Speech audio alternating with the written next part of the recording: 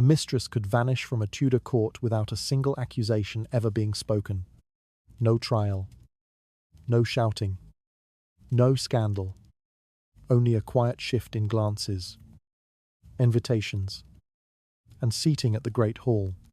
Behind that silence stood something far more powerful than jealousy: patience, reputation, and a wife who understood how courts truly worked. In a world where honor was worth more than love, and whispers could destroy alliances, removing a rival required more strategy than war. Tonight, we step into those candlelit halls to watch how a woman restored order without ever raising her voice. So, before you feel comfortable, take a moment to like the video and subscribe to the channel. Only if your heart truly wants to. If you do like it, leave a little comment, letting me know what time it is where you are. Now, dim the lights. Adjust the pillow to fit your head. Maybe turn on a fan to create a relaxing atmosphere. And let's begin this journey together tonight. If a person quietly entered a noble court during a season of gatherings and negotiations, the first impression might be one of calm order. Candles burned steadily along the stone walls, illuminating long tables covered with fine cloth. Gentlemen spoke politely near the hearth, while ladies moved through the hall with slow, deliberate grace. Servants carried wine and bread from one end of the chamber to the other, careful not to interrupt the flow of conversation. Nothing in the room appeared chaotic. Nothing appeared dangerous. Yet beneath that calm surface, the court was one of the most watchful places in society. A noble court was not simply a residence where powerful families lived. It was a living network of alliances, rivalries, and expectations. Every noble household that appeared in those halls carried a reputation that had taken generations to build. That reputation represented land, wealth, loyalty to the crown, and the promise of future stability. In such a world, honor was not merely a matter of pride. It functioned as a form of political currency. Families guarded it carefully.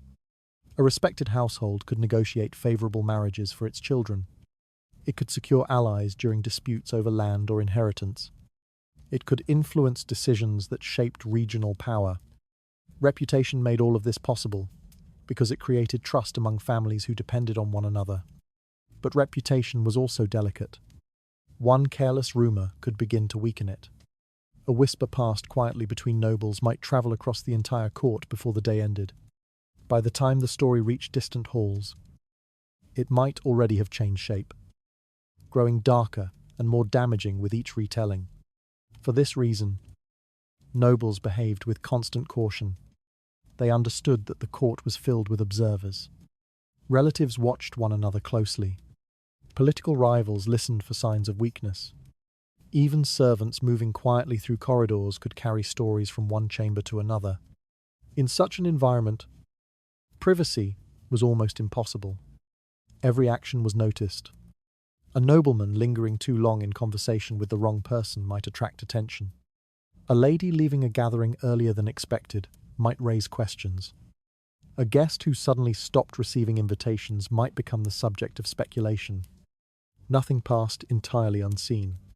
This constant observation shaped the behavior of everyone within the court. People learned to control their expressions and choose their words carefully. Public disagreements were avoided whenever possible, because conflict threatened the appearance of unity. Unity, in turn, protected the reputation of the household. Emotion, therefore, held a strangely limited place in courtly life. Jealousy, anger, and disappointment certainly existed, but they were rarely allowed to appear openly. Displaying such feelings risked creating gossip. Gossip risked damaging alliances. Alliances were too valuable to endanger for the sake of personal honesty. Order mattered more than emotional truth, because when a noble household appeared stable, the rest of the court felt secure in its alliances. When a household appeared unstable, uncertainty spread quickly. Other families might begin to reconsider their connections, wondering whether loyalty to that household still served their interests. A single scandal could therefore carry consequences far beyond the people directly involved. Marriage negotiations might collapse. Political cooperation might weaken. Even the favour of the monarch could begin to shift if a family seemed unable to control its own affairs. For nobles who had spent generations building influence, these risks were intolerable. It is striking to imagine how much discipline was required to live under such conditions. Every meal shared in public, every exchange of greetings, every moment spent in conversation became part of an invisible performance. The court watched everything with patient curiosity, and over time, reputation quietly grew stronger than emotion, because emotion could remain hidden behind polite smiles. Reputation could not. In a court where every movement was observed, a family's honour became more powerful than any private feeling. Stability protected alliances, while scandal threatened to unravel them. And within such a watchful world, even a small disturbance inside a household could begin to draw dangerous attention. The legal wife stood at the centre of a noble household, not because she demanded attention, but because the structure of society placed her there. Her authority did not depend on the moods of affection or the excitement of admiration. It came from recognition that had already been granted by institutions far more powerful than any private relationship. Marriage among the nobility was not merely a personal agreement. It was a formal bond acknowledged by the church and protected by law. When the ceremony took place, witnesses gathered not only to celebrate, but to confirm the legitimacy of the union. Clergy spoke the vows. Families observed the contract. And the court quietly recorded the alliance that had just been created. From that moment forward, the wife represented more than a companion. She represented legitimacy. Through her, the family line would continue in a manner that society recognized as lawful. Any children born within the marriage carried the unquestioned right to inherit titles, lands, and privileges. Their names would be recorded in family histories and court records without dispute. This certainty gave the household a stability that outsiders could easily understand. Inheritance in a noble society was never a small matter. Land, wealth, and authority were tied to family lines that stretched across generations. If the legitimacy of those lines became uncertain, the consequences could be severe. Rival relatives might challenge inheritance rights. Political allies might hesitate to support a household surrounded by doubt. For that reason, the legal wife held an irreplaceable position. Her presence confirmed that the future of the family remained secure. The church reinforced this authority in ways that were both symbolic and practical. Religious doctrine treated marriage as a sacred bond that could not easily be dissolved. To challenge that bond meant confronting not only the family involved, but also the authority of the clergy who had blessed the union. In a deeply religious society, such challenges carried serious consequences. Because of this, the wife's position remained remarkably durable, even when personal relationships within the household grew complicated. The legal structure surrounding the marriage continued to exist. Nobles understood that dismantling such a union would require public explanation, legal process, and the approval of powerful religious authorities. Few households were willing to risk that level of disruption. Within the daily life of the manor, this legal protection translated into quiet authority. The wife presided over many of the visible functions that defined noble life. She organized gatherings, welcomed visiting relatives, and oversaw the management of the household's servants and supplies. These tasks might appear domestic, yet they shaped the rhythm of life within the residence. Everyone in the household recognized her role. Servants knew that their long-term security depended on her favor. Visiting nobles treated her with respect because acknowledging her position affirmed the legitimacy of the entire household. Even those who privately doubted or disliked her rarely challenged her openly. Her authority rested on something larger than personal preference. It rested on order. It is striking how quietly such authority could operate. The wife did not need to raise her voice to command attention. Her presence beside her husband during public gatherings carried meaning by itself. When she appeared at ceremonies, seated beside him beneath banners and candlelight, observers saw confirmation that the household remained stable. That stability mattered greatly to the court. A noble society depended on predictable structures. Alliances were built upon the assumption that households were governed by clear rules and recognized hierarchies. The legal wife represented the center of that structure. Removing her would not simply affect one relationship. It would disrupt the balance of property, inheritance, and alliances that surrounded the household. For this reason, her position was rarely threatened directly. Others might gain temporary attention or influence, but the foundation beneath the wife remained secure. Law, religion, and tradition formed a barrier around her role that could not easily be pushed aside. The court understood this instinctively.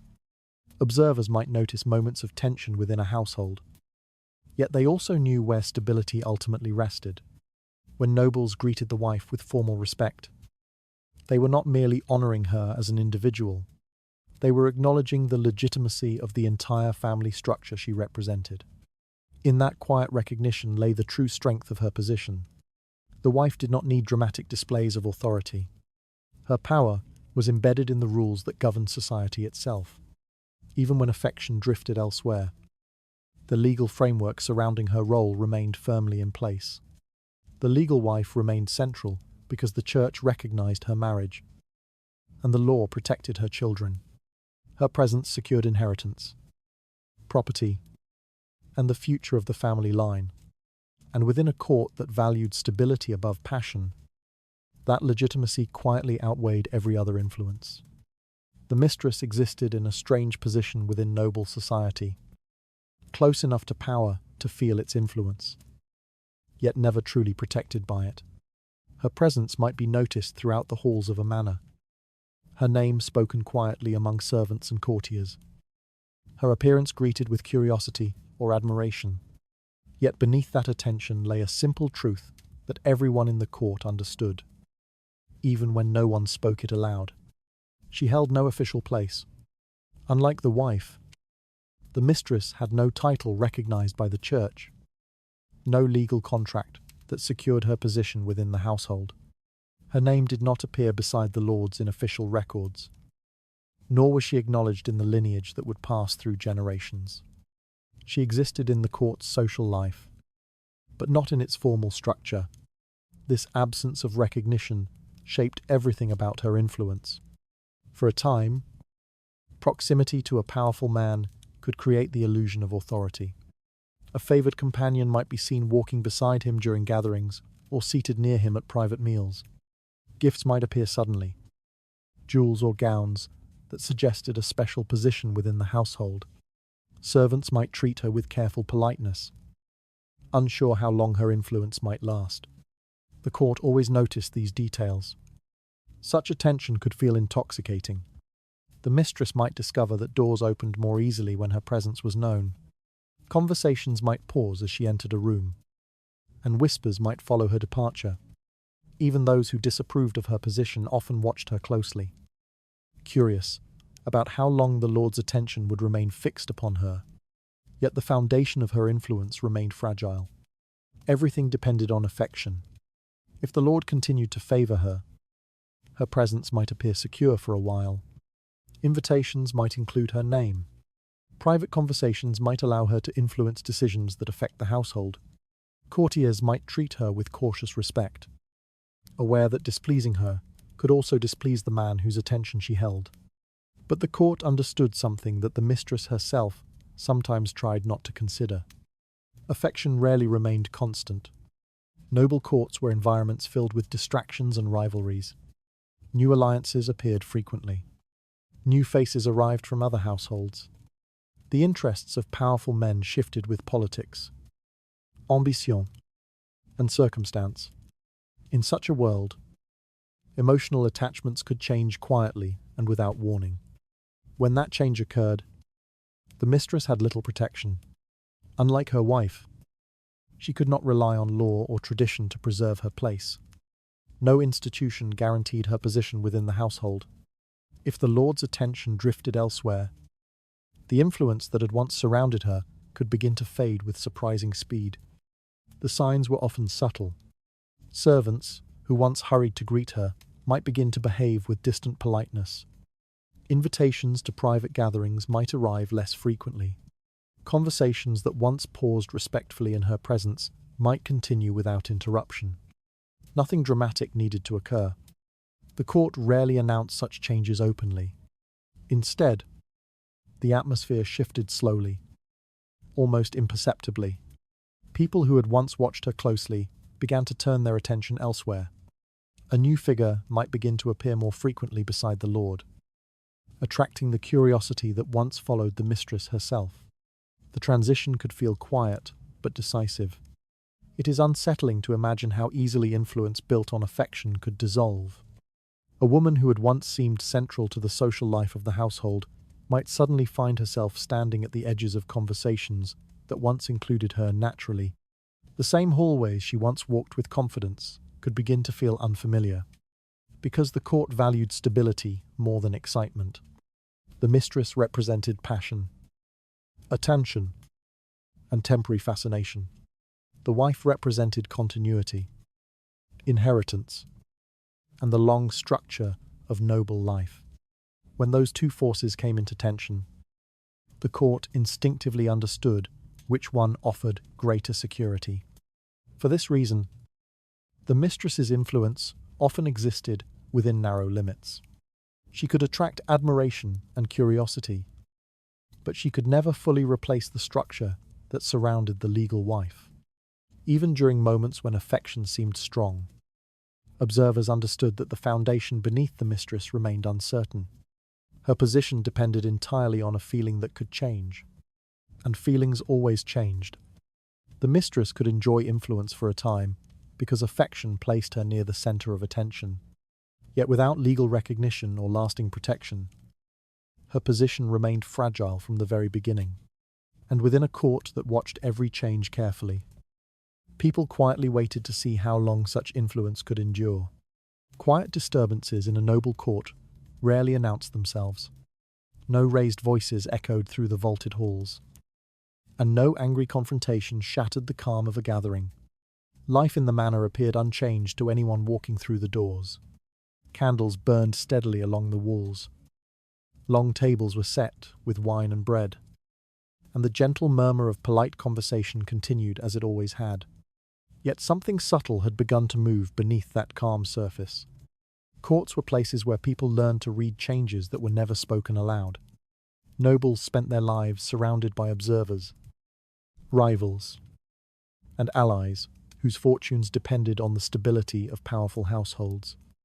Over time, they developed a quiet sensitivity to atmosphere, noticing shifts that might escape the attention of ordinary visitors.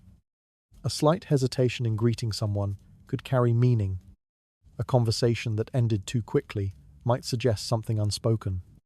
Even the direction of a person's glance could reveal that the balance within the household had begun to change. Gatherings in the Great Hall provided the clearest stage for these silent signals. During evening meals, the room filled with movement and light. Servants crossed the floor carrying dishes, while guests spoke in low voices beneath banners and tapestries. The arrangement of people around the tables appeared casual, yet the court rarely arranged itself by accident. Position always carried meaning. Where someone sat, whom they greeted first, and how long they remained in conversation, all formed part of an invisible language understood by those accustomed to court life. Within that language, attention began to shift. A woman who once attracted curiosity upon entering the hall might now receive polite nods rather than eager conversation. The same courtiers who once watched her movements closely now allowed their gaze to wander elsewhere. They did not appear unfriendly, yet something in their manner suggested distance. No explanation accompanied the change. Courts rarely explained their judgments openly. Instead, collective understanding formed gradually as individuals responded to signals from one another. A nobleman who noticed that influential guests were speaking more frequently with the wife might adjust his own behavior accordingly. A visiting relative who sensed the atmosphere shifting might choose to greet the wife first during the next gathering. These gestures accumulated quietly. None of them appeared dramatic on their own, yet together they produced a transformation that everyone could feel, even if no one described it directly. Meanwhile, the wife moved through the household with the same composed dignity she had always displayed. She attended gatherings beside her husband, welcomed visitors with calm courtesy, and fulfilled the ceremonial duties expected of her position. Nothing in her manner suggested confrontation or anger. Her steadiness became its own message. In a court where reputation guided every judgment, composure carried enormous influence. Observers interpreted her calm presence as proof that the household remained disciplined and stable. Stability reassured allies. Stability protected alliances. Stability signaled that the family still understood how to maintain order. The court responded to that signal instinctively. Gradually, conversations began to form more frequently around the wife's presence. Guests lingered beside her during gatherings, speaking about family matters, estates, or the news circulating through the region. Servants appeared attentive to her instructions, and visiting nobles greeted her with careful respect. None of this required announcement. The court had already begun adjusting itself. For the mistress, the change might have been difficult to identify at first. Nothing dramatic occurred that could clearly explain the difference in atmosphere. She could still enter the hall, still wear the jewels she had once received, and still exchange greetings with familiar faces. Yet the warmth that once followed her seemed to fade. Conversations did not stop when she approached, but they often continued without inviting her participation. Glances that once lingered with curiosity now passed over her more quickly. No one insulted her, and no open hostility appeared. But the space around her felt colder. Moments like these reveal how power moved within aristocratic society. Decisions rarely erupted in dramatic scenes. Instead, influence shifted gradually as individuals aligned themselves with what appeared stable and legitimate. Courts valued continuity far more than excitement. Passion might attract attention for a time, but stability determined where loyalty settled. The wife represented that stability. Her presence confirmed that the household still rested on lawful foundations, protected by tradition and recognized by the court. Observers understood this without needing explanation. It is unsettling to imagine how quietly such transformations unfolded. A hall filled with candlelight and polite conversation might conceal a slow rearrangement of loyalties. No decree would be issued. No accusation would be spoken aloud. Yet the direction of attention had already begun to change. Because in courts, the collapse of disorder rarely arrived with noise. It began with silence. No voices rose in anger, and no accusations disturbed the calm of the hall. Guests continued their conversations, while attention quietly drifted toward the place where stability seemed strongest. Within those subtle movements of glances and greetings, the long process of restoring order had already begun. Open confrontation was rarely the path chosen by a woman who understood the delicate balance of a noble court. Scenes of jealousy, raised voices, and public accusations belonged more to dramatic stories than to the careful reality of aristocratic life. In a world where reputation shaped every alliance, losing control in public could damage far more than a single relationship.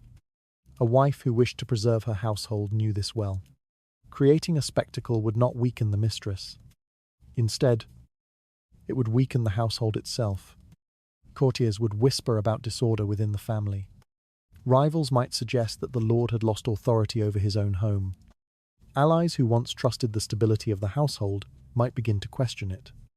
For that reason, the most dangerous response to scandal was often silence. Not a silence born from helplessness, but a silence chosen with deliberate restraint. A composed wife seated beside her husband during a gathering communicated something powerful without speaking a word. She did not accuse. She did not complain. And she did not display distress. Her calm presence reassured everyone watching that the structure of the household remained intact. In courts where observation governed behavior, this composure carried meaning Guests entering the great hall could see the arrangement of the household clearly. The wife greeted visitors with quiet dignity, offered polite conversation, and presided over the rhythms of the evening. Servants continued their duties under her direction. The household appeared orderly, disciplined, and unchanged. Such appearances shaped how the court interpreted the situation.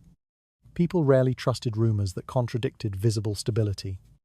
When observers saw a wife behaving with calm confidence, they assumed that the household remained under control. Gossip lost some of its power when reality seemed to contradict it. This was precisely the effect the wife intended. Silence allowed her to control the narrative without appearing to control it. Had she confronted the mistress publicly, the story would have shifted immediately. The court would have focused on the conflict itself. Every raised voice would have traveled through the corridors of the manor, growing more dramatic with each retelling.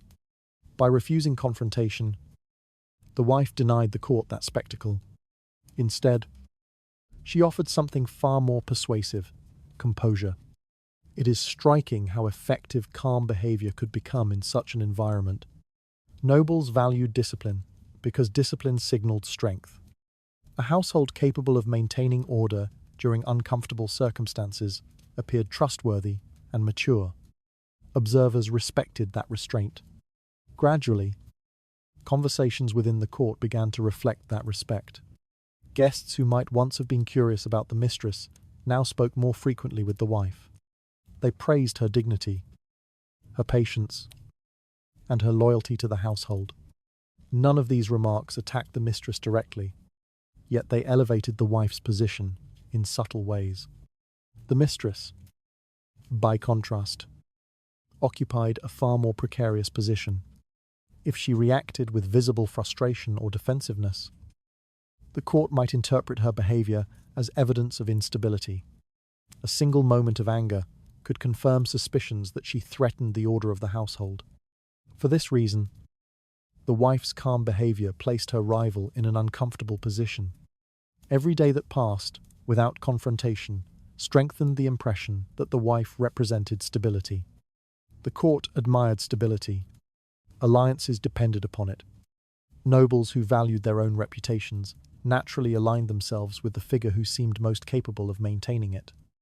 Meanwhile, the wife continued her routines as though nothing unusual had occurred. She appeared beside her husband at ceremonies. She welcomed guests with the same gracious manner she had always shown. She spoke with relatives about family matters and estate management, reinforcing the image of a household that remained firmly under control. No accusation was necessary. The court understood the situation through observation alone. This quiet strategy transformed silence into a powerful instrument. By refusing to engage in jealousy or spectacle, the wife allowed the court to draw its own conclusions. People trusted what they believed they had discovered for themselves far more than what they were told directly. Over time, the mistress's presence began to appear less compatible with the order that surrounded the household. The contrast grew clearer with every gathering, because calm dignity could slowly reshape the court's perception without a single public conflict. No confrontation erupted within the household, and no jealous argument disturbed the calm of the court. The wife's composure quietly reinforced the image of stability that nobles valued above all else. In that steady silence, the court began to decide which presence truly belonged at the center of the household. Restoring order within a noble household did not require confrontation. Yet it did require visibility. Stability had to be demonstrated repeatedly so that the court could witness it with their own eyes. Quiet authority alone was not always enough. In a society where reputation depended on appearances, the wife needed to place herself once again at the center of the household's public life. One of the most effective ways to accomplish this was through gatherings, family dinners, seasonal feasts, and carefully arranged visits provided opportunities for the household to present itself before a watching audience. These occasions were never simple celebrations. Every seat, every greeting, and every gesture contributed to the message the household wished to send. When the wife organized such events, she was doing far more than hosting. She was restoring structure. Guests arriving at the manor might notice that the wife personally welcomed them at the entrance, speaking with calm warmth, while servants moved efficiently behind her. The arrangement of the hall would reflect careful preparation. Candles lit the tables. Tapestries were straightened along the walls. And the meal unfolded according to a rhythm that suggested control and discipline. These details mattered deeply to the court. A well-ordered gathering signaled that the household remained stable. Nobles observing the event would see the wife directing servants, greeting relatives, and guiding conversation. Her presence quietly confirmed that the daily life of the manor still revolved around her authority. No speech was required to explain this. The court understood such signals instinctively. At the same time, public ceremonies offered another stage where stability could be displayed. Religious services, seasonal festivals, and formal visits to neighboring estates all provided moments when the household appeared together before witnesses. During these occasions, the wife stood beside her husband, as tradition expected. Observers noticed this immediately. A couple appearing together in church beneath the gaze of clergy conveyed a powerful message about legitimacy. The presence of the legal wife beside the Lord reassured allies that the foundations of the household remained unchanged. Symbolism carried enormous influence in the noble society. A single appearance at the rite ceremony could calm rumors that had circulated through the court. When guests saw the wife and husband moving together through a procession or greeting visitors side by side, the image reinforced the idea that the family remained united. Unity protected reputation. The wife understood that every appearance functioned as part of a larger narrative. Each gathering, each ceremony, and each moment spent beside her husband contributed to a quiet demonstration of order. Nobles who valued stability naturally gravitated toward the structure she represented. Meanwhile, servants also played a role in reinforcing this image. Household staff followed the wife's direction during preparations for feasts and ceremonies. Their obedience reflected the hierarchy of the household and reminded observers where authority ultimately rested. When servants responded quickly to her instructions, guests saw evidence that the household continued to operate under familiar leadership. Such scenes carried quite persuasive power. Visitors leaving the manor often carried these impressions back to their own estates. They spoke of the wife's composure, the elegance of the gathering, and the sense that the household remained disciplined despite circulating rumors.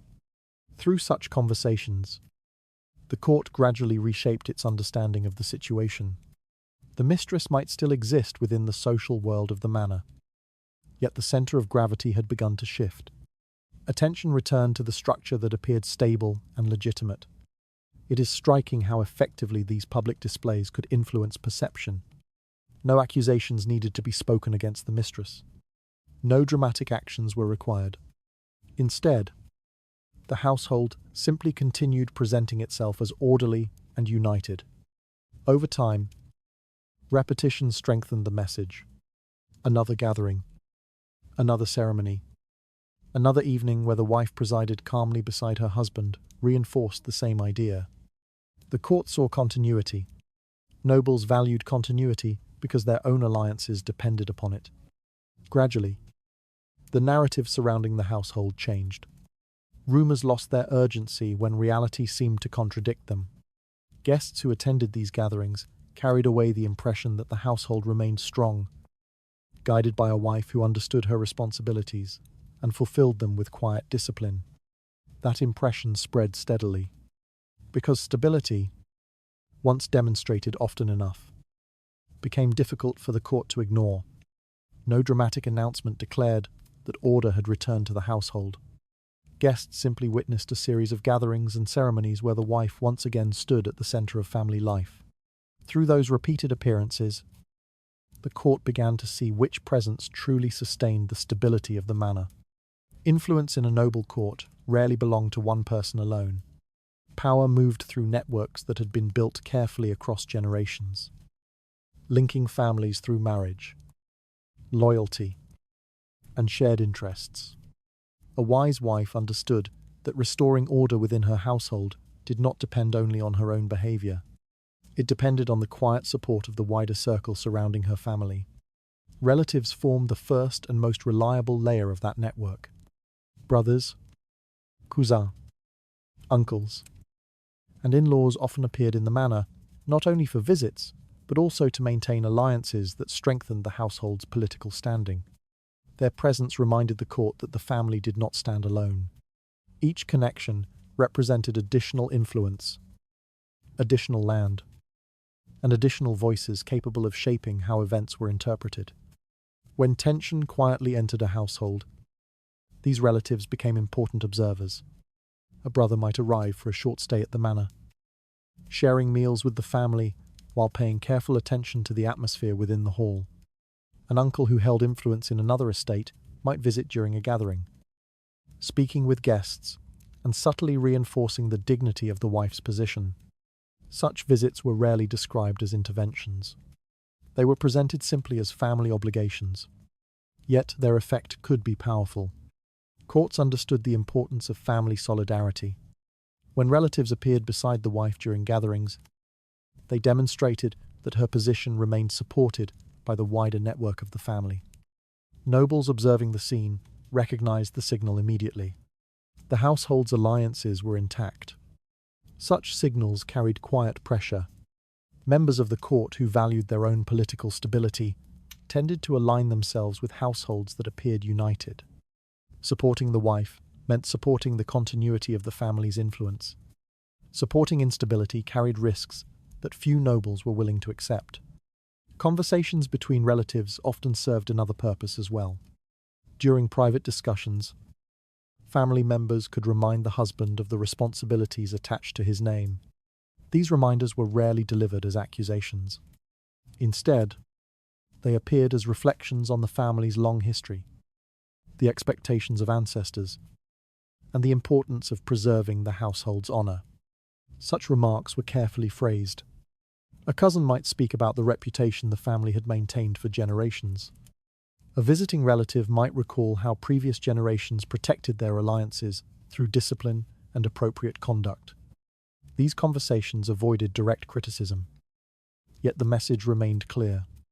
The family's honor required stability. When such reminders came from respected relatives rather than the wife herself, they often carried greater influence. A man might resist criticism from his spouse, but the quiet concern of a brother or uncle could be harder to dismiss. Within aristocratic culture, family opinion held considerable weight. These conversations helped reshape the atmosphere surrounding the household. Gradually, the court began to notice that the wife was not standing alone. She was surrounded by relatives who treated her position with respect and loyalty. Their presence reinforced the impression that the entire family supported her authority. Allies within the court responded to this display. Nobles, who had long-standing ties with the family, often reaffirmed their loyalty through visits, letters, or public greetings during gatherings. Each gesture strengthened the sense that the household remained firmly connected to the broader network of aristocratic society. Political alliances depended on such signals. A stable household encouraged cooperation. Nobles preferred to maintain ties with families whose internal order appeared reliable. The presence of supportive relatives and allies reassured them that the household remained a dependable partner in matters of land, marriage, and influence. Meanwhile, the mistress found herself increasingly distant from this network. Her position offered proximity to one individual, but rarely connected her to the broader alliances surrounding the household. Without those connections, her influence remained limited.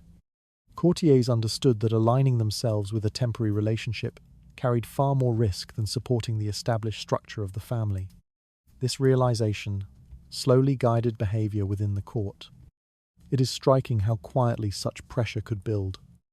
No public declaration condemned the mistress. No official statement demanded her removal. Yet the combined presence of relatives, allies, and long-standing friendships gradually reshaped the atmosphere within the manor. Every visit from a relative, every conversation about family responsibility, and every greeting exchanged among allied nobles strengthened the same message. The household's stability mattered to many people, and many people were prepared to protect it. No open argument erupted between rival sides of the household. Instead, relatives and allies quietly surrounded the wife, with visible loyalty and support.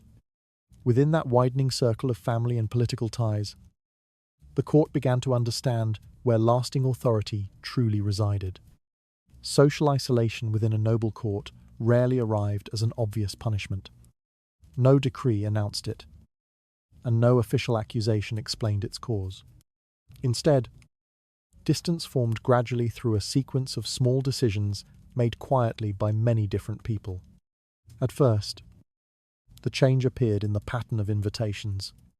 Gatherings that once welcomed a certain guest began to occur without her name appearing on the list.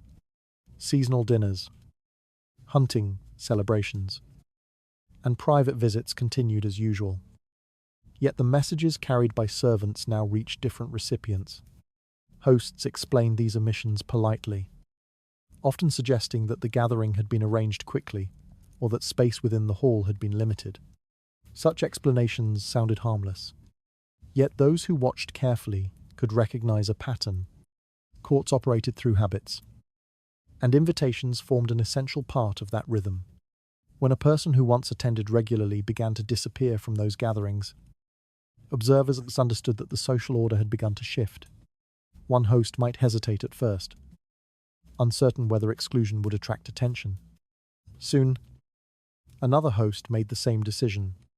Gradually, the absence became routine. Visitors arriving at the manor might notice that a familiar face no longer appeared during meals or ceremonies. When questions arose, the answers were vague and brief. Someone might remark that the guest had been traveling, or perhaps attending to family matters elsewhere. No one openly admitted the truth. In a noble society, exclusion worked most effectively when it remained unspoken. Alongside the disappearance of invitations came a quieter transformation within everyday interactions. The mistress, who once attracted curiosity when entering a hall, now encountered something colder. Courtiers, who had once greeted her warmly, offered polite nods that ended quickly. Conversations paused only briefly as she approached before continuing, without inviting her participation. Nothing hostile occurred, yet the atmosphere surrounding her presence had clearly changed. Courts possessed a remarkable ability to adjust their behavior collectively without coordination. Each noble simply responded to the signals observed in others. When influential figures began directing their attention elsewhere, the rest of the court followed their example. Attention slowly migrated toward stability. Meanwhile, the wife continued her duties within the household with the same calm composure that had always defined her position. Guests arriving at the manor saw her welcoming visitors, speaking with relatives, and guiding the rhythm of gatherings. The image she presented remained consistent and reassuring. That consistency mattered deeply to the court. Nobles depended upon reliable alliances, and they instinctively gravitated toward households that appeared disciplined and predictable. Supporting the wife signaled loyalty to the legal structure of the family, something that promised continuity rather than uncertainty. Gradually, the social gravity of the court shifted toward her. For the mistress, the experience of this transition could feel difficult to interpret at first. No direct rejection occurred. No conversation openly declared that her presence had become unwelcome. Yet the warmth that once surrounded her seemed to fade with each passing week. Fewer people sought her opinion. Fewer guests paused beside her during gatherings. Even servants, always sensitive to the direction of authority, began to behave with distant politeness rather than eager attentiveness. Such changes rarely required explanation. Everyone within the court recognized that proximity to influence could vanish as quickly as it had appeared. Courtiers understood that loyalty to stability offered greater security than attachment to passing excitement. Isolation, therefore, grew quietly, built from hundreds of small choices. A conversation redirected here, an invitation withheld there, a greeting shortened, a glance diverted, a seat offered to someone else during dinner. None of these gestures appeared dramatic on their own, yet together they produced a transformation that became impossible to ignore. Within a few months, the mistress, who had once moved easily through the halls of the manor, might find herself standing near the edges of gatherings where she had once belonged naturally. The court had not condemned her. It had simply turned away. Such moments reveal how aristocratic society maintained order without open conflict. Public scandal threatened the reputation, so the court preferred quieter solutions. Social distancing allowed the household to restore balance while avoiding the disruption of accusation. The silence itself became the mechanism of removal. Those who participated rarely needed to discuss the matter directly. The court moved as if guided by a shared instinct, gradually withdrawing attention until the person at the center of gossip no longer occupied the center of the room. Invitations stopped arriving, and familiar conversations quietly drifted elsewhere. Faces that once showed curiosity now offered only distant politeness. Within that widening silence, the court was already carrying out a form of exile that no one ever openly acknowledged. Order inside a noble household depended not only on reputation within the court, but also on control of the spaces where daily life unfolded. Corridors, private chambers, dining halls, and gardens all formed part of an invisible structure that shaped how people interacted. Whoever quietly directed that structure held significant influence over the rhythm of the household. Within that structure, servants played an essential role. They carried messages, arranged rooms, prepared meals, and managed the countless small tasks that allowed the household to function smoothly. Although they rarely appeared at the center of noble conversations, their presence connected every corner of the manor. Through their movements, the household breathed.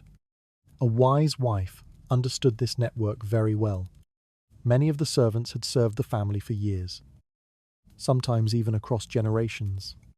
Their loyalty often rested with the legal mistress of the house, the woman who supervised their work and protected their place within the household. When she moved calmly through the manor, giving instructions, the servants responded not only with obedience, but with familiarity. This quiet loyalty could become powerful. A servant who controlled the opening of doors could influence who entered certain chambers. A maid who managed the preparation of rooms could decide where guests stayed within the manor. A steward who organized schedules could adjust the timing of meals and gatherings. None of these actions appeared dramatic, yet together they determined how easily people encountered one another. When the wife began restoring order inside the household, she often turned her attention to these daily routines. She did not issue harsh commands or create sudden changes that might attract gossip. Instead, she guided the rhythm of the house back toward familiar patterns. Servants received new instructions about preparation and scheduling. Private rooms were arranged differently. Doors that once opened freely during certain hours now remained closed or supervised. Corridors that had once allowed easy passage quietly became less accessible. Such adjustments did not appear unusual. Visitors arriving at the manor saw only a well-managed household where servants performed their duties efficiently. Yet within that efficiency lay a subtle transformation. Opportunities for private encounters gradually diminished. The mistress might notice that certain meetings became more difficult to arrange. Messages that once passed quickly between chambers now required more time. Servants who once carried notes discreetly began responding with polite hesitation. A door that had once opened easily now remained occupied by attendants engaged in other tasks. No accusation accompanied these changes. The household simply operated with renewed discipline. At the same time, familiar habits returned to the daily life of the manor. Meals followed traditional schedules. Family gatherings occurred more frequently in shared spaces rather than private rooms. The wife appeared regularly during these routines, greeting guests and directing servants with calm authority. These patterns carried meaning. When a household followed predictable rhythms, observers interpreted that order as stability. Servants, relatives, and visiting nobles all responded to the sense that the manor once again operated according to established traditions. Tradition favoured the wife. It is striking how powerful routine could become in such an environment. Regular meals, scheduled visits, and well-organised ceremonies reinforced the impression that the household remained firmly under the wife's guidance. These daily patterns also reduced opportunities for behaviour that might disrupt that image. The mistress found herself navigating a house that now felt subtly unfamiliar. Rooms that once seemed open now felt watched. Conversations that once occurred easily in quiet corners now unfolded in more public settings. Even moments of privacy appeared shorter and more difficult to arrange. The change required no confrontation. Instead, the physical environment of the manor gradually shifted in ways that favoured order over secrecy. Servants moved with quiet efficiency. Relatives appeared more frequently in shared spaces, and the wife's presence remained visible throughout the household. Each adjustment strengthened the same message. The household belonged to its established structure. Over time, these changes influenced behaviour within the court as well. Visitors sensed the renewed discipline of the manor and carried those impressions back to their own estates. Conversations about the household began to emphasize its stability rather than its earlier rumors. Such impressions mattered greatly in noble society, because when a house appeared orderly, allies felt secure in maintaining their connections. Through careful management of space, routine, and loyalty, the wife gradually restored control over the environment where daily life unfolded. No decree declared this transformation. Yet the structure of the household itself now supported the order she represented. The corridors of the manor once again followed familiar rhythms under the wife's quiet supervision. Servants moved according to routines that reinforced discipline rather than secrecy. Gradually, the house itself began to favour order over hidden meetings, leaving fewer places where private influence could survive. Public opinion within a noble court rarely depended on official statements. Instead, it formed gradually through observation, conversation, and the quiet judgments people made while watching the behaviour of those around them. In such an environment, reputation could be strengthened not only through power or alliances, but through the careful presentation of character. For a wife seeking to restore order within her household, moral image became a powerful instrument. Courts valued visible virtue. Nobles admired qualities that suggested stability, loyalty, and responsibility.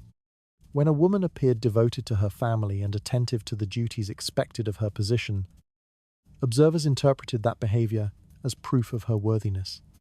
The wife understood this instinctively. Rather than defending herself against rumours, she allowed her actions to speak. Her presence within the household became increasingly associated with the responsibilities that society respected most. Among these, the role of the mother carried particular significance. Children represented the future of a noble family. Their education, health, and behaviour reflected directly on the household that raised them. When guests visited the manor and saw the wife guiding her children with patience and care, the image communicated stability more effectively than any explanation. She appeared beside them during meals and gatherings. She spoke with tutors about lessons and progress. Visitors observed the quiet discipline with which the children greeted guests and participated in family life. These moments reinforced a powerful message. The household remained rooted in legitimate lineage and responsible upbringing. Nobles valued such signs because inheritance depended on them. Alliances between families often relied on the expectation that future generations would continue the traditions of their ancestors. A mother who appeared devoted to her children strengthened the court's confidence in the continuity of the family. Alongside this maternal image, the wife also emphasized loyalty to her husband. She attended ceremonies beside him, greeted visitors as part of the household rather than as an individual figure, and spoke of family matters with calm respect. These gestures did not require dramatic declarations. Simply standing beside her husband during public occasions reminded observers that the marriage remained intact. Such appearances influenced the court's interpretation of events. When guests saw the wife maintaining loyalty despite circulating rumors, they often admired her restraint. Nobles respected individuals who placed family duty above personal emotion. This perception strengthened her reputation, while quietly weakening the position of anyone who seemed to challenge the stability of the household. Acts of charity offered another opportunity to reinforce this image.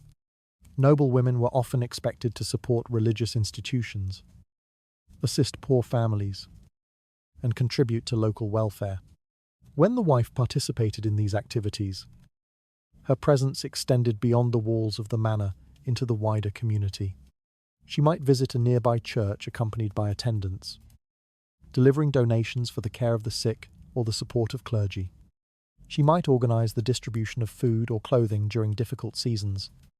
Villagers and servants who witnessed such generosity carried their impressions into the broader social network surrounding the estate. These actions shaped the narrative that spread through the region. A woman known for charity and responsibility rarely appeared threatening to the court's moral order. Instead, she seemed to embody the values that noble society wished to celebrate. Stories about her kindness traveled through conversations among guests, to servants, and clergy. Gradually, those stories began to define how the household was perceived. It is striking how effective this strategy could become.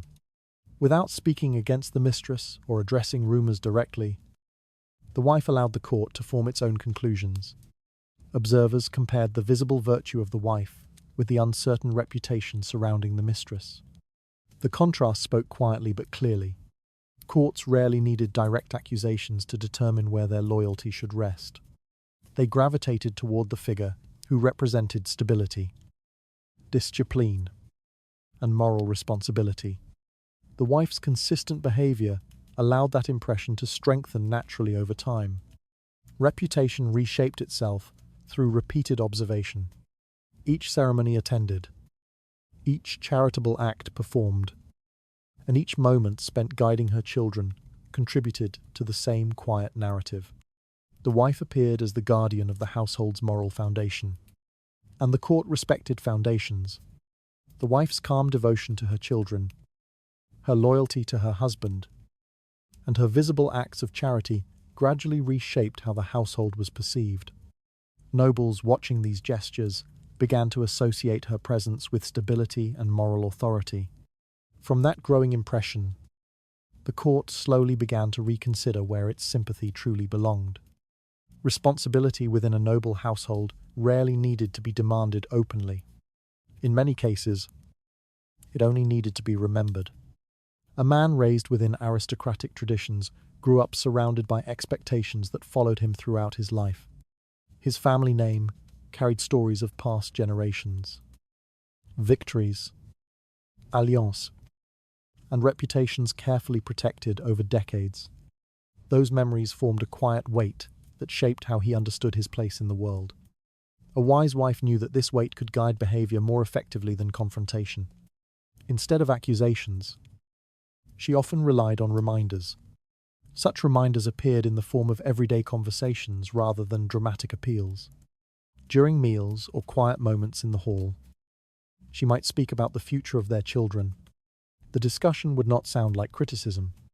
It would sound like concern for the continuity of the family. The children themselves often stood at the center of these conversations. Their education, their health, and their future responsibilities required attention from both parents.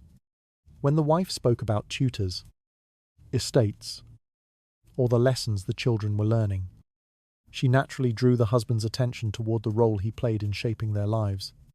This shift in focus carried meaning. A father who saw his children growing within the structure of the household could not easily ignore the responsibilities attached to that role. The presence of heirs reminded him that his actions influenced not only the present moment, but also the reputation that future generations would inherit. Courts valued continuity deeply. Children represented the continuation of family alliances and property. When observers saw a father involved in the upbringing of his heirs, they interpreted it as a sign that the household remained disciplined and responsible. The wife understood this perception and quietly encouraged it. At times, Her reminders extended beyond the children to the history of the family itself. Noble households often preserved portraits, tapestries, and records that commemorated earlier generations. During conversations with visiting relatives or guests, the wife might mention the achievements of those ancestors who had established the family's influence. Such remarks were never delivered as lectures. They sounded like respectful reflections on family heritage. Yet the husband listening to these conversations could hardly avoid the implication. Each ancestor mentioned represented a reputation carefully protected over time. Those reputations had survived because earlier generations maintained discipline and avoided scandals that might weaken their standing. The past, therefore, served as a quiet guide. A man who understood the expectations placed upon his name would recognize that his own behavior formed the next chapter in that history. The wife did not need to explain this directly. Simply recalling the family's legacy often allowed the message to settle naturally. Another element also entered these conversations: the possibility of public embarrassment. Courts thrived on gossip, and noble families were acutely aware of how quickly rumors could spread. When the wife spoke about the importance of protecting the family's standing, she rarely mentioned specific events. Instead, she referred generally to how fragile a reputation could be in the eyes of the court. These remarks carried subtle warnings. A scandal, once widely discussed, might affect alliances, negotiations, and the respect granted by other nobles. Even if the truth remained uncertain, the appearance of impropriety could weaken the authority of a household. The wife understood that her husband knew this as well. Reminding him of that reality did not require accusation. It required patience. Through steady conversations about children, ancestors, and reputation, the wife gradually redirected attention toward the responsibilities attached to the husband's position. These responsibilities extended beyond personal preference. They involved the stability of the household and the respect of the wider court. It is striking how effective such reminders could become. Rather than forcing the husband into a defensive position, they allowed him to rediscover the expectations that had always existed around him. Responsibility appeared not as a demand from his wife, but as a natural part of the identity he had inherited. In a noble society, identity carried authority. When a man recognized that his reputation, his children's future, and his ancestors' legacy were connected, his priorities often began to shift quietly. Passion that once seemed important could appear less significant when measured against the enduring structure of family honor. The wife's role in this transformation remained subtle. She did not command it. She simply ensured that the reminders surrounding her husband were impossible to ignore. Conversations about children, family legacy, and reputation slowly returned the husband's attention to the responsibilities attached to his name. Those reminders carried more influence than open confrontation ever could. Gradually, the balance within the household began to move in a different direction. Passion within a noble court rarely disappeared suddenly. It faded in the same quiet manner in which it had once appeared, slipping slowly out of daily life until those who watched closely realized that something had changed. No announcement marked the moment when affection weakened. Instead, the signs emerged gradually through small absences that accumulated over time. One of the earliest signs could be found in the rhythm of meetings. Encounters that had once seemed urgent began to occur less often. Corridors that once carried hurried footsteps late in the evening grew quieter. Servants who previously delivered messages between chambers no longer moved with the same frequency. The manor still followed its daily routines. Yet certain private patterns had begun to disappear. Observers within the household noticed these changes, even when they did not speak of them. In noble courts, secrecy was rarely perfect. Servants moved constantly through corridors, opening doors and carrying trays. And their quiet observations often revealed more than the nobles themselves realized. When meetings between two individuals became less frequent, those who worked within the household could sense it almost immediately. Gradually, The atmosphere around those meetings began to change. The urgency that once surrounded them faded. Messages that had once required immediate attention now waited longer before being answered. Conversations that once stretched late into the night shortened or ended earlier than before. Nothing dramatic occurred. Yet the intensity that had once drawn attention slowly dissolved. Another sign appeared in the disappearance of gifts.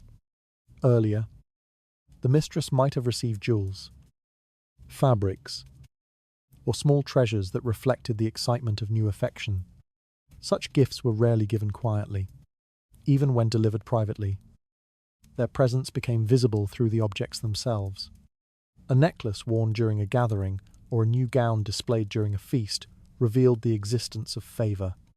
Courts were highly attentive to such displays. When gifts appeared frequently, observers interpreted them as evidence of strong attachment. They watched the recipient carefully, measuring her influence by the richness of the objects she wore. Jewelry and clothing, therefore, became subtle signals of emotional attention. Over time, those signals began to fade. The appearance of new treasures slowed and eventually stopped altogether. The mistress might still wear ornaments she had received earlier, yet no fresh display accompanied them. Guests who had once expected to see new signs of affection noticed the absence, even if no one spoke about it openly. Silence replaced spectacle. Without the visible exchange of gifts, the sense of excitement surrounding the relationship gradually weakened. Courtiers, who once watched the mistress with curiosity, found fewer reasons to pay attention. Conversations shifted toward other matters within the household. The change spread quietly through the court. The passion that had once drawn fascination began to feel less important when it no longer produced visible signs of favor. Noble, always sensitive to shifts in influence, adjusted their attention accordingly. They spoke more often with those whose positions appeared stable and enduring. Meanwhile, the wife continued her calm presence within the household. Her routines remained consistent. She attended ceremonies beside her husband, guided the daily life of the manor, and welcomed guests with the same composed dignity she had shown throughout the early attentions. Because her behavior did not change, observers began to interpret the fading excitement elsewhere as a return to normal order. Stability gradually reclaimed the center of attention. It is striking how gently such transformations occurred. No dramatic rejection ended the relationship. No public decision announced its conclusion. Instead, the energy that once fueled the connection slowly dissolved into routine. Days passed without urgent messages. Evenings passed without hurried footsteps. The court continued its life, while noticing that the story, which once attracted so much curiosity, now seemed to be losing its force. Over time, absence became the most powerful signal of all. When passion no longer demanded attention, the court turned its gaze toward other matters. The mistress still existed within the social world of the manor, yet the intensity that once surrounded her presence had faded into something quieter and more distant. In a society that valued continuity over excitement, such fading often determined the outcome, because the court rarely supported what appeared temporary. Meetings that once seemed urgent no longer filled the corridors with hurried footsteps. Gifts that once displayed affection stopped appearing before the curious eyes of the court. Soon, the manor settled into a long silence, where excitement had once lived. Attention within a noble household rarely remained fixed on personal matters for long. Courts were environments shaped by negotiation, land, alliance, and the quiet calculations that determined influence across regions. Even the most intense personal relationships eventually encountered the wider responsibilities attached to power. A wise wife understood that shifting the focus of conversation could change the direction of a household. Instead of discussing emotions or rumors, she guided attention toward matters that concerned the future of the family itself. These topics carried far greater weight within aristocratic society. Nobles who governed estates and maintained alliances could not easily ignore questions about land, diplomacy, and long-term stability. Conversations about external relations often formed the first step. Neighboring families, royal advisors, and distant relatives all played roles in maintaining the political balance surrounding a noble estate.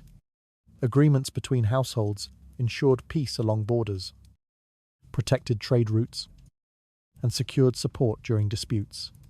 When these relationships weakened, consequences spread quickly through the network of alliances that defined the court. The wife sometimes spoke about these connections during gatherings or private discussions.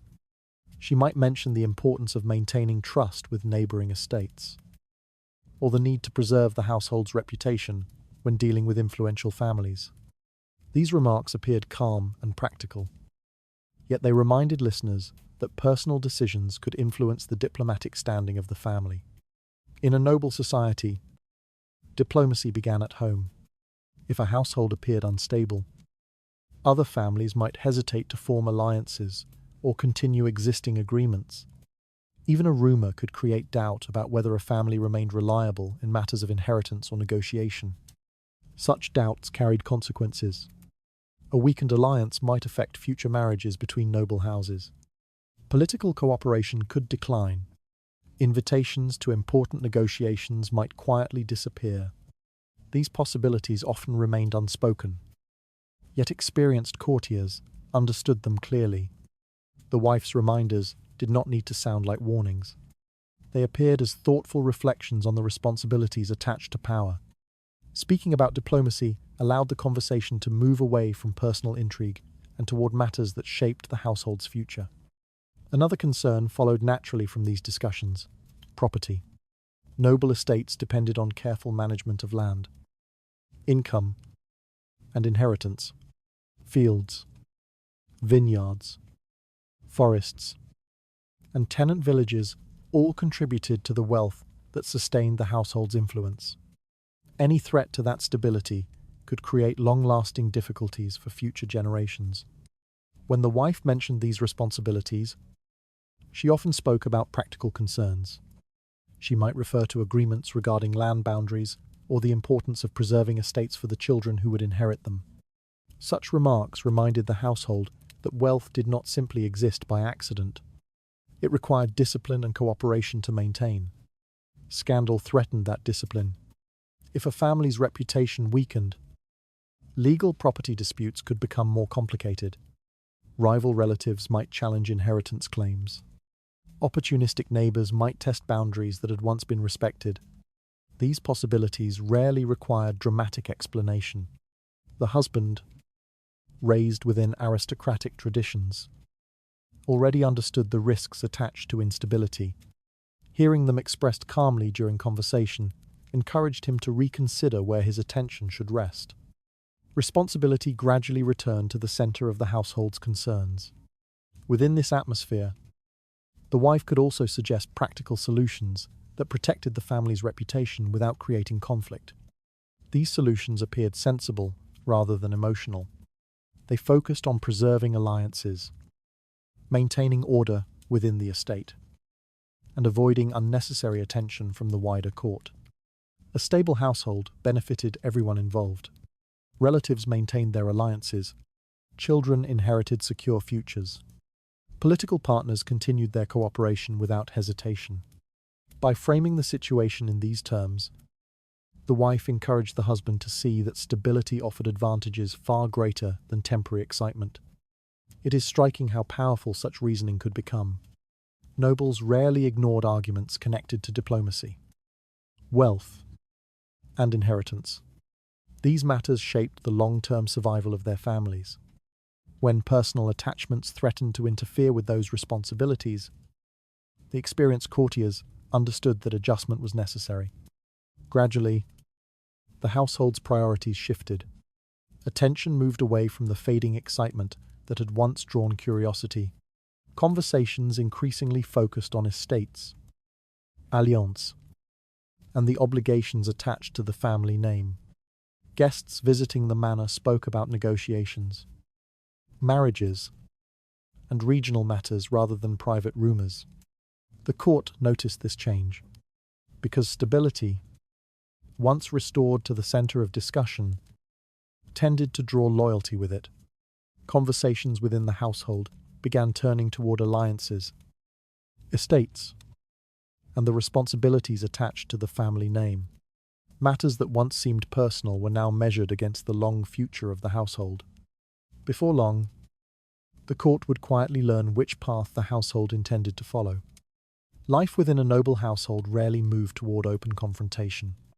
Public conflict threatened reputations, divided alliances, and invited unnecessary attention from the wider court. For this reason, experienced wives often preferred a quieter method of restoring order. Rather than humiliating a rival, they created circumstances in which that rival could leave without disgrace. This method appeared generous on the surface, but it was also deeply strategic. Removing a mistress openly could create sympathy for her. Scandal might grow larger than the original problem, especially if gossip spreads through neighboring households. In contrast, a quiet departure allowed everyone involved to preserve dignity while restoring stability to the family. The first step was often the arrangement of a new marriage. Marriage provided a socially acceptable explanation for a woman's departure from the household's orbit. Once engaged to another man, the mistress could no longer remain near the noble family without attracting criticism. Her attention naturally shifted toward the future that awaited her in another household. These arrangements rarely appeared sudden. Introductions might begin through distant relatives, visiting guests, or friendly noble families who maintained loose connections with the court. At gatherings or small dinners, potential suitors appeared in ways that seemed entirely natural. The court often believed such meetings were coincidences rather than careful planning. Behind these introductions stood quiet negotiation. The wife, or members of her family, sometimes encouraged the match through discreet conversation. They emphasized the woman's good qualities and suggested that marriage would offer her stability and respect. These discussions framed the opportunity as beneficial for everyone involved. Financial support also played a role. A small dowry could make the marriage more appealing to a potential husband. The amount did not need to be extravagant. Even modest financial assistance might help secure a respectable match, especially for a woman whose reputation depended on leaving the court quietly. Providing such support served several purposes. It ensured that the mistress could begin a new life without hardship. At the same time, it demonstrated that the noble household acted with generosity rather than cruelty. This generosity reduced the likelihood that the departing woman would later speak bitterly about the circumstances of her departure. In aristocratic society, reputation mattered as much as truth. A peaceful transition allowed observers to interpret the situation as a natural change rather than a scandal. The mistress appeared to be moving toward marriage and respectability, while the wife maintained her composure and authority within the household. The husband also benefited from this arrangement. If the mistress left under honorable circumstances, he avoided the embarrassment of being publicly rejected or exposed. His attention could gradually return to his responsibilities without appearing forced or humiliated before the court. In many cases, the mistress herself welcomed such an opportunity. Remaining too long in an uncertain position carried risks. Favor could fade quickly, and once lost, it rarely returned. Marriage offered protection that emotional attachment could never guarantee. A husband, even one of modest rank, provided social legitimacy that life as a mistress could not. For this reason, departure did not always feel like defeat. It could represent a quiet transition from one stage of life to another. The mistress left the court not as a disgraced figure, but as a woman beginning a new household of her own. Observers within the court often understood what had happened. They saw how invitations shifted, how conversations changed, and how attention moved away from the relationship that once attracted curiosity. Yet, because the transition occurred without drama, few people spoke about it openly. Silence preserved appearances. Guests continued attending dinners. Courtiers maintained polite conversation. The household resumed the steady rhythm expected of an established noble family. What had once been a source of tension gradually faded into memory.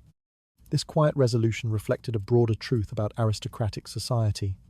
Power did not always depend on dramatic victories. Often it relied on patience, restraint, and the ability to guide events toward outcomes that appeared natural rather than forced. The wife understood this balance. By offering the mistress a path toward dignity rather than humiliation, she avoided scandal while restoring stability within the household. Her authority became visible not through confrontation, but through the calm reorganization of circumstances. In such moments, strategy replaced emotion.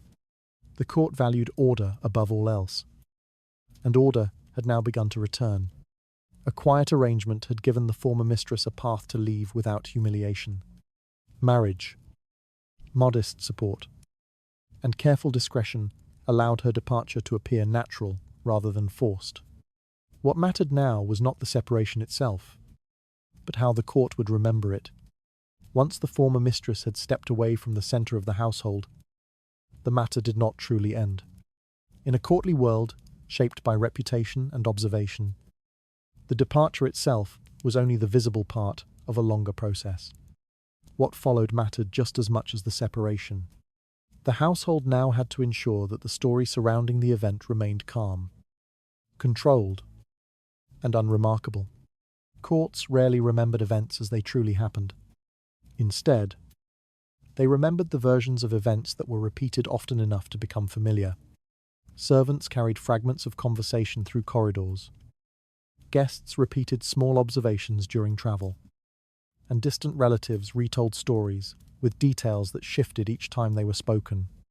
Because of this, silence alone could not protect a household from gossip.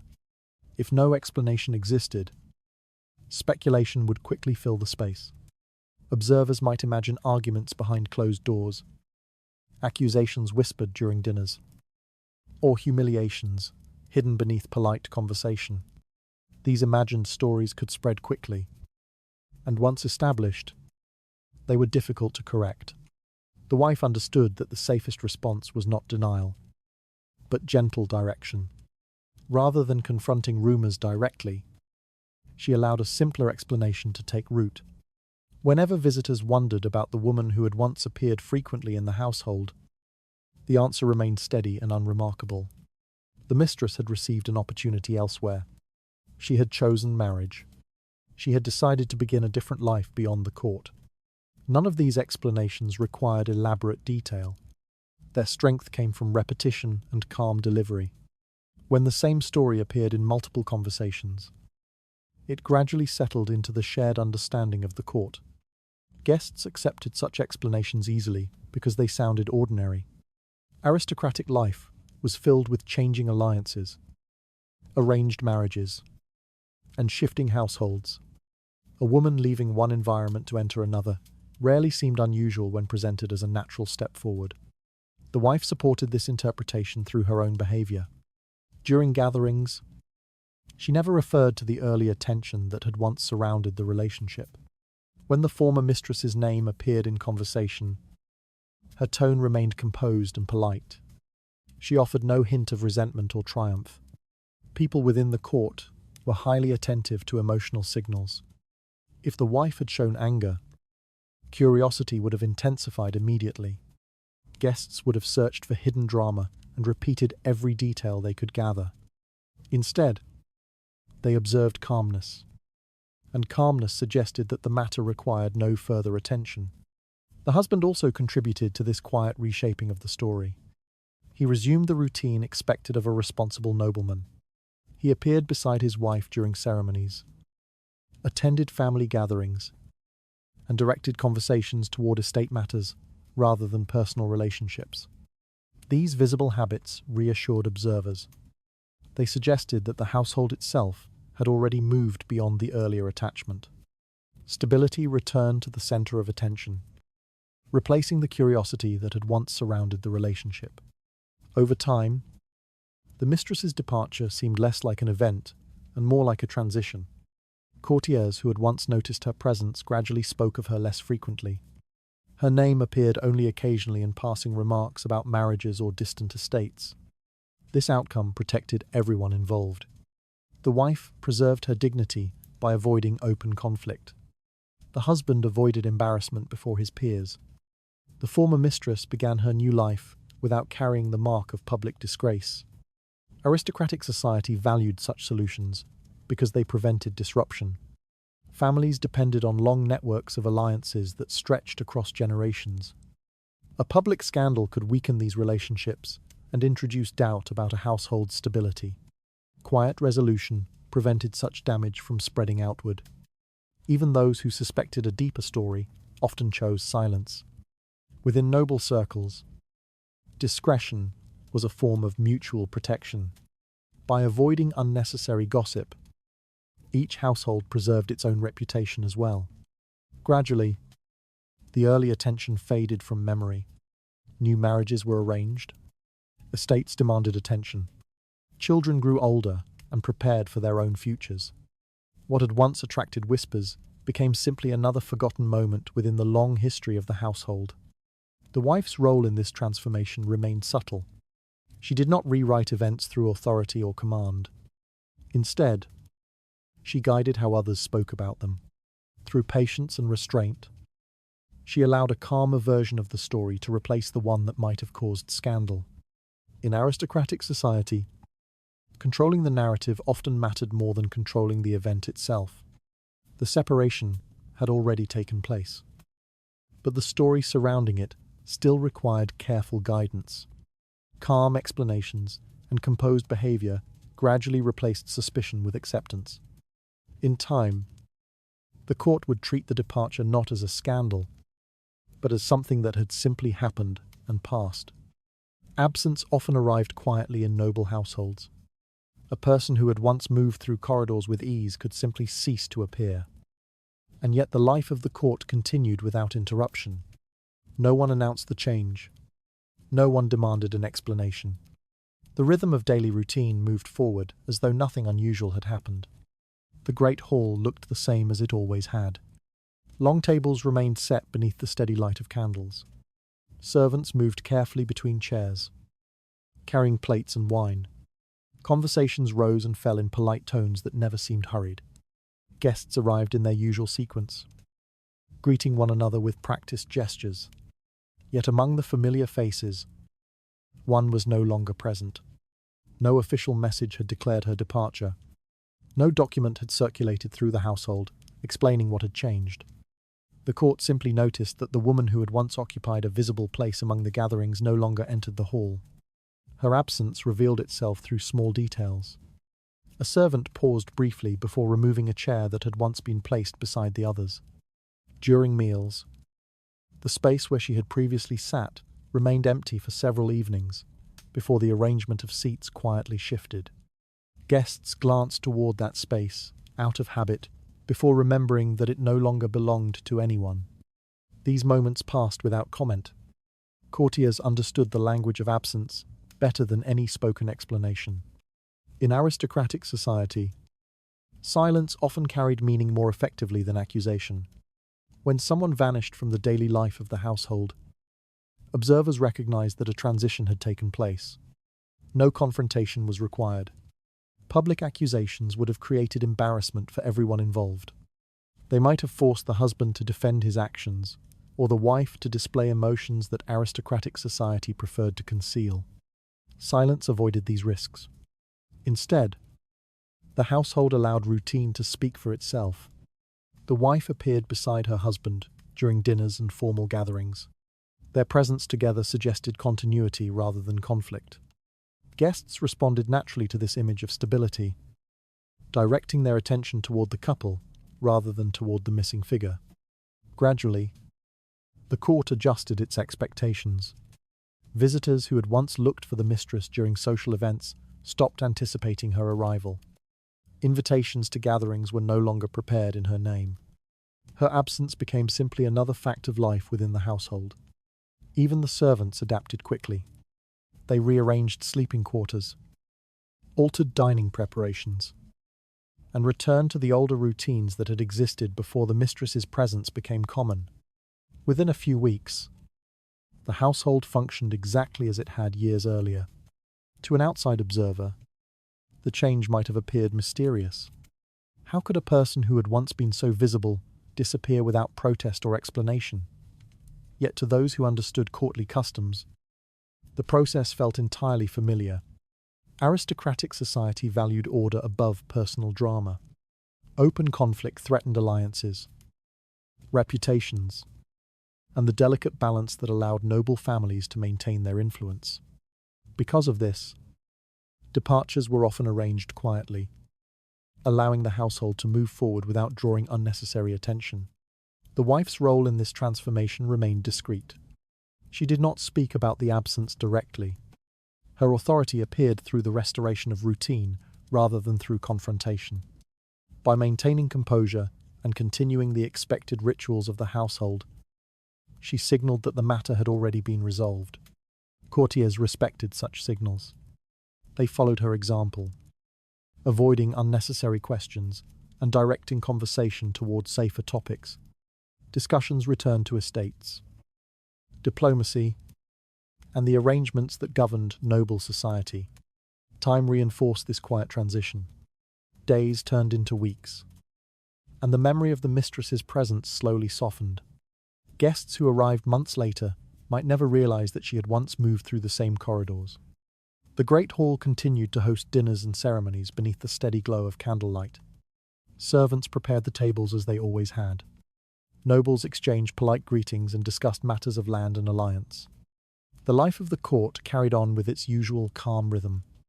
Yet one chair that had once held a familiar figure had disappeared from the arrangement entirely. No one mentioned when it had been removed. No one asked why. Within aristocratic households, disappearance did not require explanation. It simply became part of the silent order that governed the court. A presence that once seemed central to the household had faded without proclamation or accusation. The court accepted the change through silence rather than discussion. Soon, the great hall itself would reveal how completely order had returned to the family. Life within a noble household rarely paused after a quiet departure. Once the absence of the former mistress had settled into routine, another phase began. Stability is needed to become visible again, not through declarations or dramatic gestures, but through habits that reminded the court what the household had always been meant to represent. Order in aristocratic life depended heavily on appearances. The household needed to show continuity. Guests who entered the estate should see nothing uncertain or fractured.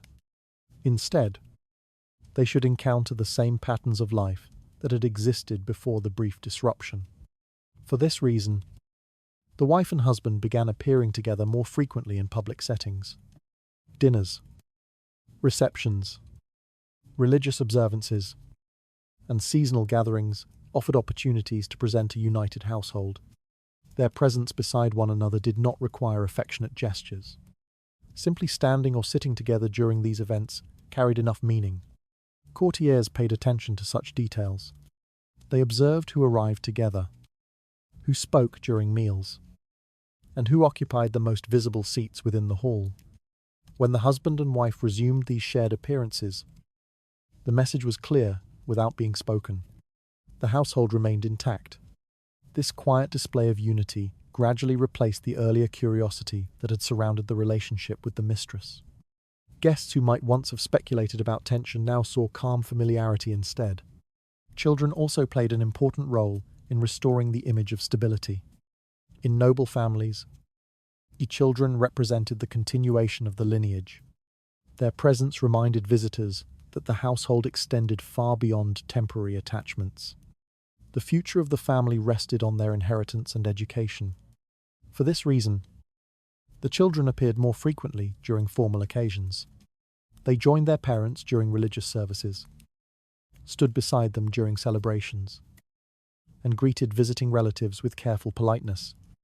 Their presence strengthened the impression that the household's foundation remained secure. Guests often responded warmly to these scenes. Seeing parents and children together reinforced the sense that the family continued along its proper path.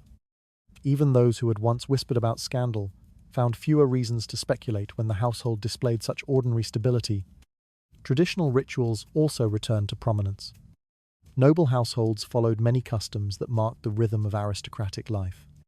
These rituals might include formal meals at specific times, seasonal celebrations tied to harvest or religious calendars, and gatherings that reaffirmed relationships between neighboring families. By restoring these traditions, the wife guided the household back into familiar patterns.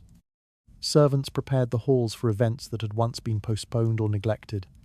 Invitations were sent to allies and relatives. Music, conversation, and ceremonial gestures filled the rooms that had earlier felt tense. These activities served an important purpose.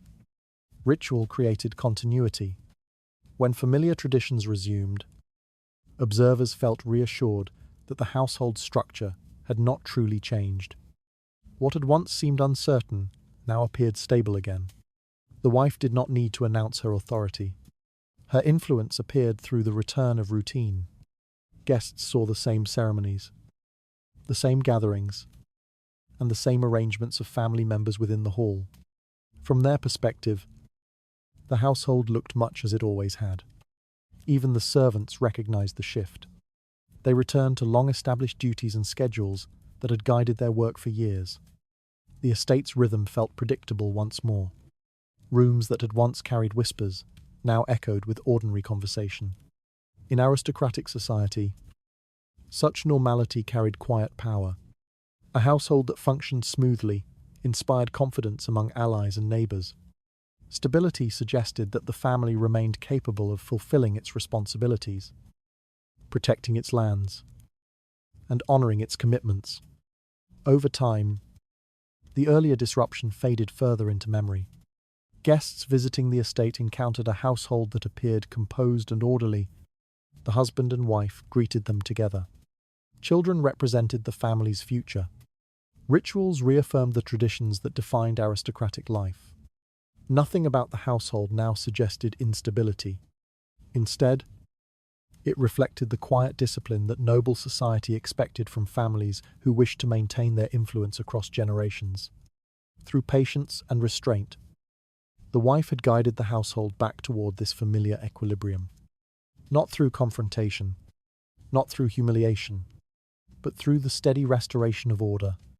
The household had begun returning to the rhythms that once defined its stability: public unity, visible children, and revived traditions slowly reshaped how the court viewed the family.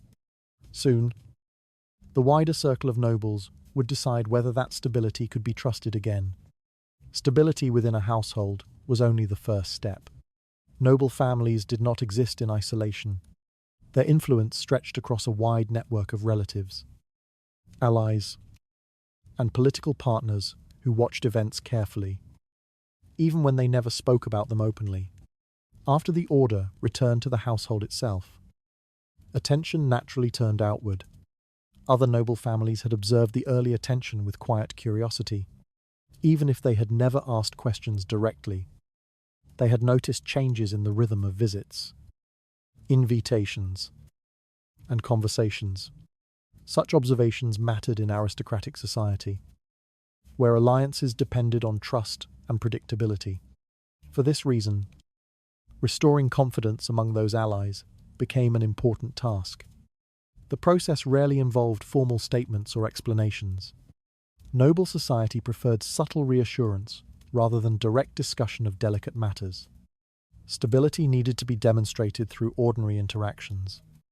Meetings with important allies began to appear again in the household's schedule. These gatherings often took place during dinners, hunts, or small seasonal celebrations. The setting remained relaxed, allowing guests to observe the household without the pressure of formal negotiation. Such occasions provided opportunities for conversation about estates, marriages, and political cooperation. The wife played a visible role in these encounters. Her calm presence beside her husband signaled that the household remained unified. When guests saw them greet visitors together and host gatherings with confidence, doubts began to soften. Aristocratic society paid close attention to such scenes. Observers noted who attended the gatherings, who spoke comfortably with whom, and whether the atmosphere seemed strained or relaxed. When important allies continued to visit and speak openly with the family, the impression of stability gradually strengthened. These meetings also allowed existing agreements to be quietly reaffirmed. Noble alliances were rarely fixed forever. They depended on ongoing cooperation, shared interests, and mutual respect between families. A moment of uncertainty could weaken those connections if reassurance did not follow. During conversations at dinner tables or walks through estate gardens, the husband and wife reminded their guests of the commitments that bound their families together. They spoke about shared interests in land management, the education of children, and the marriages that connected their households. These topics emphasized continuity rather than disruption. Guests responded in kind. By discussing familiar matters of alliance and cooperation, they signaled that their confidence in the household had not disappeared. Even when earlier rumors lingered in memory, these conversations allowed everyone involved to move beyond them. Political concerns also required careful attention. In an aristocratic society, instability within one household could sometimes create anxiety across a broader network.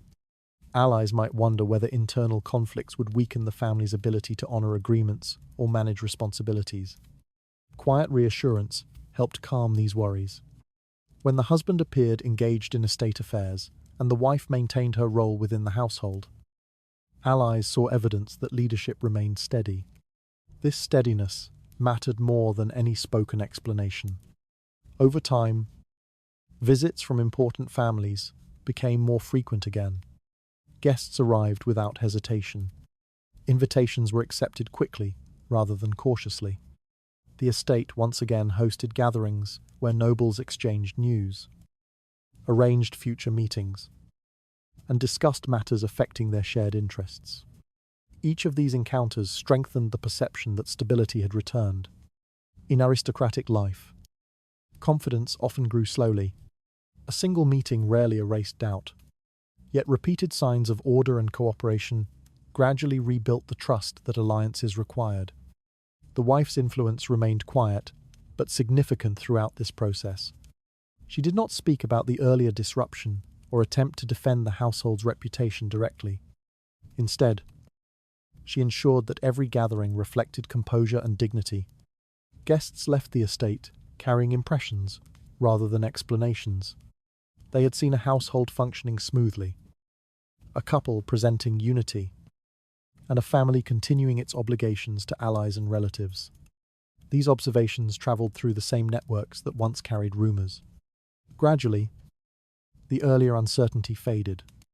In its place emerged a familiar image, a noble household capable of maintaining its responsibilities and preserving the alliances that supported its influence. Trust had begun to return, not because anyone demanded it, but because the household had shown, through quiet consistency, that stability had never truly disappeared. Confidence among allied families slowly began to rebuild through shared meals, renewed visits, and familiar conversations about duty and alliance. The court observed these meetings, searching for signs that the household had regained its balance. In time, another concern would quietly rise to the surface, one that involved the future of the children themselves. Children within noble households lived under constant observation, even when they did not fully understand it. From the moment they were born, their names carried the weight of lineage, inheritance, and alliances that stretched across generations. Because of this, protecting them from scandal was never simply an act of parental care. It was a matter of preserving the future of the family itself. After the household had restored its outward stability, attention naturally turned toward the younger members of the family. Children often notice more than adults expect. They heard fragments of conversation between servants, sensed tension during gatherings, and observed subtle changes in the behavior of their parents, even when no one spoke directly about earlier events. The atmosphere of the household could still carry traces of what had happened. For this reason, the wife took care to shield them from unnecessary whispers. Servants were reminded to keep their conversations disciplined in the presence of the children. Corridors and kitchens, where gossip often travelled freely, became quieter spaces whenever young members of the household passed nearby. Such caution did not require strict punishment. Within noble households, expectations of discretion were already understood by most servants. They knew that careless speech could damage not only the reputation of the family, but also their own positions within the household. As a result, conversations that might have once lingered in open spaces gradually moved into more private corners. The children themselves continued their routines largely unchanged. Their days remained filled with lessons, supervised walks, and instruction from tutors responsible for shaping their education. Reading, languages, etiquette, and religious study occupied the hours that prepared them for adulthood. Maintaining these routines created an atmosphere of continuity. When children saw that the rhythm of daily life remained stable, they rarely questioned whether anything unusual had occurred. Familiar schedules reassured them that the household remained secure. Public appearances also required careful attention. During formal gatherings or religious observances, the children sometimes stood beside their parents, greeting visiting nobles with the polite gestures expected of their rank. These appearances served an important purpose beyond simple etiquette. They demonstrated the continuity of the family line. Guests observing the household saw not only the husband and wife, but also the next generation who would inherit the estate and its responsibilities. This image reassured allies that the family's future remained firmly established. In an aristocratic society, inheritance carried enormous importance. Lands, titles, and alliances often depended on the legitimacy of children within a marriage. Any suspicion surrounding that legitimacy could create uncertainty about the future leadership of the estate. Because of this, the wife understood that protecting her children's reputation required vigilance. Even small rumours, if repeated often enough, could create doubt in the minds of distant relatives or rival families. Doubt about inheritance sometimes led to disputes that lasted for decades. Preventing such doubts was far easier than resolving them later. By maintaining a stable household and shielding the children from gossip, the wife ensured that no visible signs of conflict remained. Visitors saw only a composed family raising its heirs within an orderly environment. This image carried quiet strength.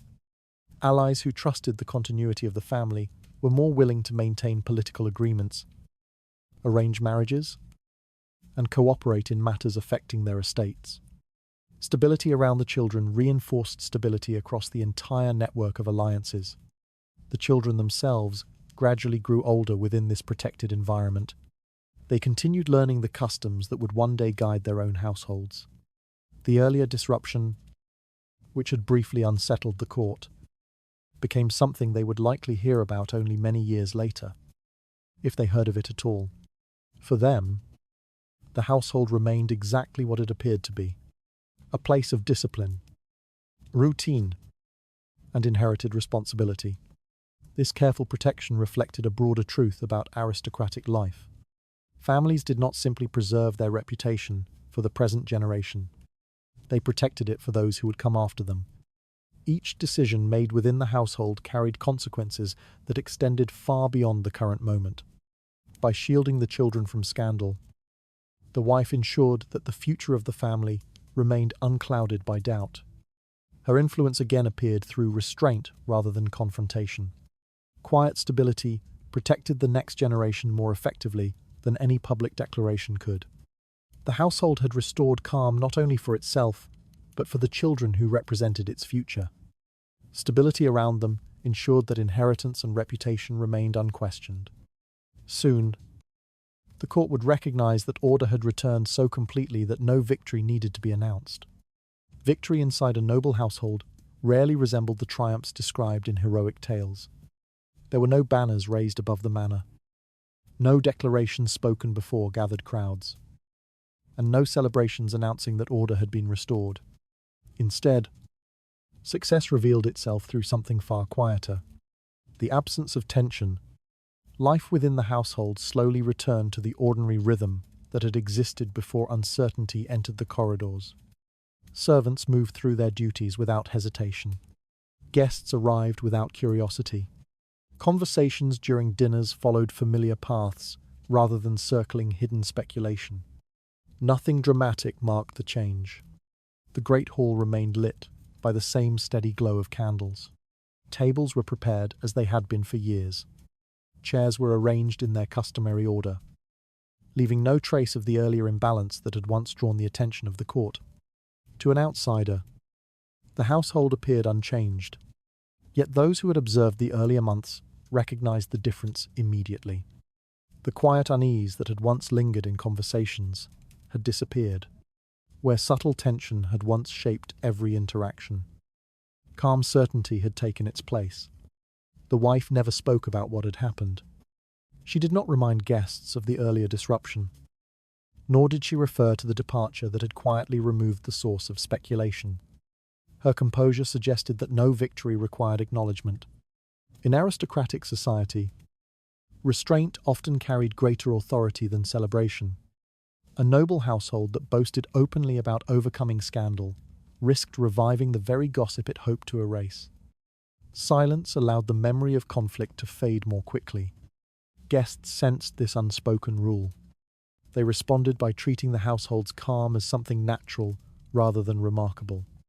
Conversations turned toward estates, alliances, and the ordinary matters that occupied noble life. Gradually, the earlier tension dissolved into the background of memory. Courtiers who had once watched the household carefully began to look elsewhere for intrigue. The estate resumed its place within the wider network of noble families without attracting special attention. This quiet return to normal life represented the true restoration of order. Victory did not require public acknowledgement because the results spoke for themselves. The household functioned smoothly, alliances remained intact, and the next generation grew within a stable environment. The husband resumed his role within that structure. He appeared beside his wife during gatherings, greeted visiting nobles with the confidence expected of his position, and directed his attention toward matters that affected the estate's long-term prosperity. These gestures reinforced the sense that the household had never truly lost its balance. Observers saw continuity rather than disruption. The court's memory slowly reshaped the earlier episode into something less dramatic than it had once seemed. Even the servants recognized the shift.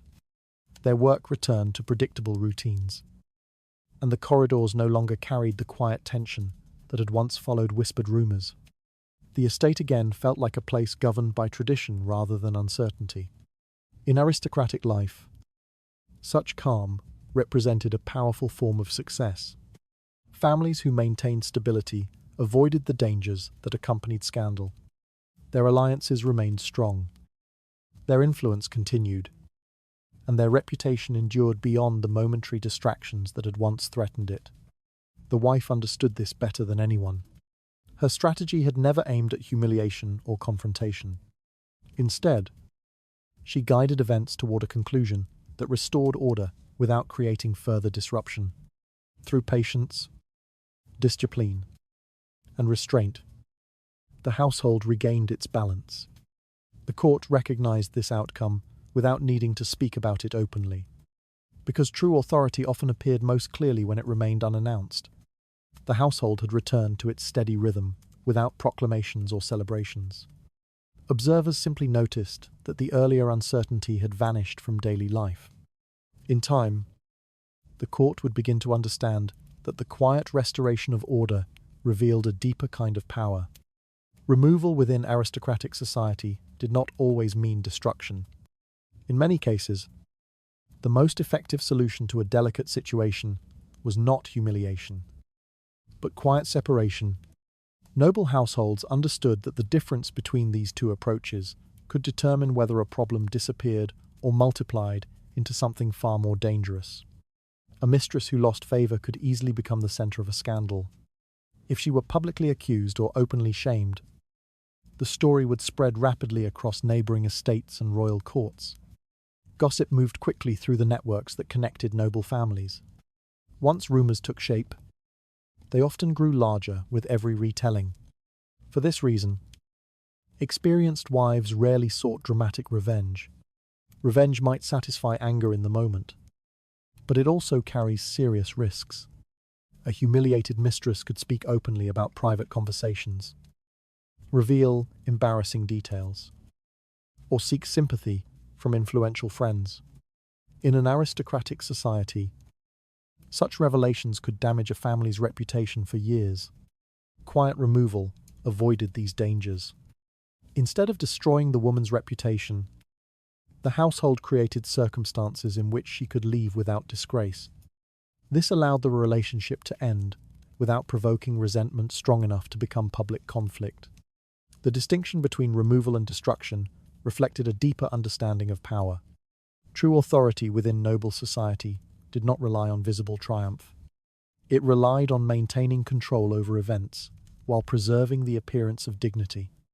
A household that resolved conflicts discreetly appeared, stronger than one that allowed emotion to erupt into scandal. The wife understood this principle clearly. She did not attempt to humiliate the former mistress. There were no accusations spoken during gatherings, no confrontations staged before witnesses, and no gestures intended to display dominance. Such displays would only have drawn attention to the conflict itself. Instead, the mistress's departure appeared gradual and almost natural. Guests observed the change through small details rather than dramatic announcements. Invitations ceased. Visits became less frequent. Eventually, the woman simply stopped appearing within the household's routine life. This quiet transition allowed the court to accept the situation without curiosity. Observers recognized that the relationship had ended. Yet they lacked the material needed to build a scandal. Without dramatic accusations or emotional scenes, the story offered little that could sustain gossip. Such restraint protected the household's stability. Aristocratic families depended on alliances that stretched across generations. These alliances required trust, and trust weakened quickly when a scandal surrounded a family's internal affairs. By avoiding humiliation, the wife ensured that those alliances remained secure. The husband also benefited from this approach. If the mistress had been publicly disgraced, he might have appeared careless or dishonorable before his peers. Quiet separation allowed him to return to his responsibilities without enduring prolonged embarrassment. Even the former mistress gained something from the arrangement. Though she lost her position within the household, she retained her personal dignity. Because the departure occurred without accusation, she could enter another household or marriage without carrying the burden of public disgrace. This outcome reflected the complex balance that governed noble society. Power did not always seek to destroy its rivals. Often, it aimed to remove them from the center of influence while allowing them to continue their lives elsewhere. Such solutions reduced conflict rather than intensifying it. The wife's strategy, therefore, served more than personal interests. It protected the broader stability of the social world surrounding the household. Every noble family depended on that stability to maintain its own position. Observers within the court recognized the wisdom of this approach. Even those who understood what had happened rarely spoke about it openly.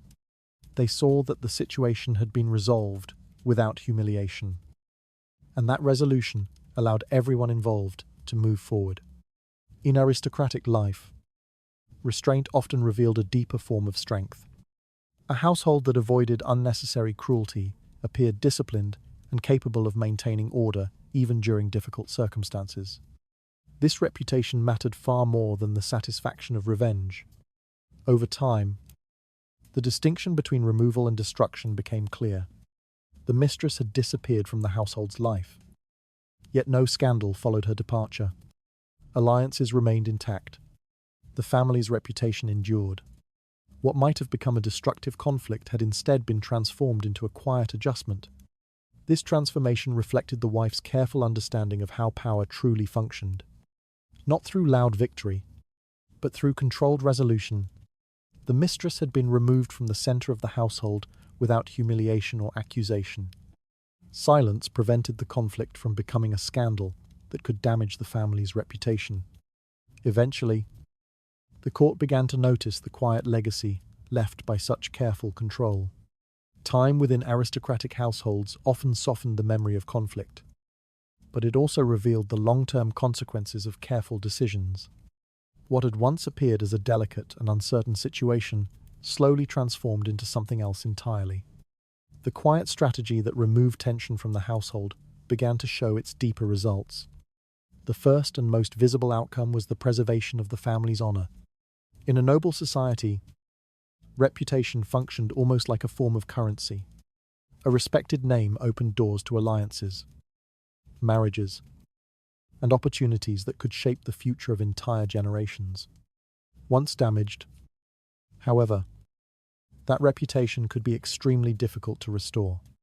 The household had avoided that danger, because the earlier situation ended without accusations or humiliation. The family's public image remained largely intact. Guests who visited the estate encountered a household that appeared stable and disciplined. No dramatic stories were circulating through neighboring courts.